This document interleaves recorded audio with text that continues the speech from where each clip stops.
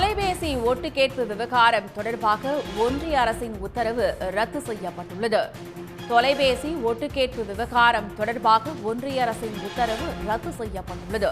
இது பற்றிய மேலும் விவரங்களை தருகிறார் நமது சிறப்பு செய்தியாளர் ரமேஷ்குமார். ரமேஷ்குமார், முழு விவரம். சென்னையை சேர்ந்த கிஷோர் என்பவனுடைய தொலைபேசியை அதனுடைய உரையாடல்கள் தகவல்களை ஒட்டு கேட்க சிபிஐக்கு அதிகாரம் வழங்கி மத்திய உள்துறை அமைச்சகம் 2011ஆம் ஆண்டு உத்தரவு பிறப்பித்தது. சிபிஐ பதிவு செய்து வழக்கு தொடர்பாக இந்த அதிகாரத்தை சிபிஐக்கு வழங்கி அந்த உள்துறை அமைச்சகம் என்பது உத்தரவு பிறப்பித்திருந்தது. இந்த உத்தரவை ரத்து செய்ய கோரிதான் கிஷோர் சென்னை உயர்நீதிமன்றத்தில் வழக்கு தாக்கல் செய்திருந்தார்.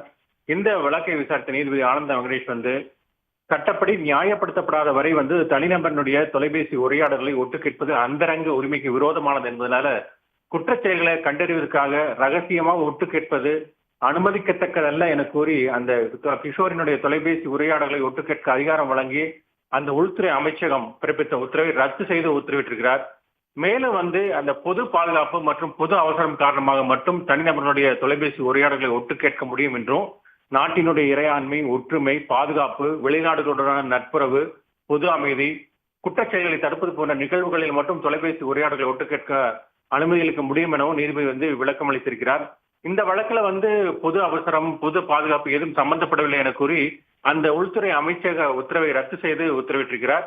பொதுவாக அவருடைய இந்த வழக்கினுடைய தீர்ப்பு என்று பார்க்கும்போது அந்தரங்கங்களை உரையாடல்களை ஒட்டு கேட்க முடியாது என்ற ரீதியில் அந்த உத்தரவு என்பதை நீதிபதி பிறப்பித்திருக்கிறார்.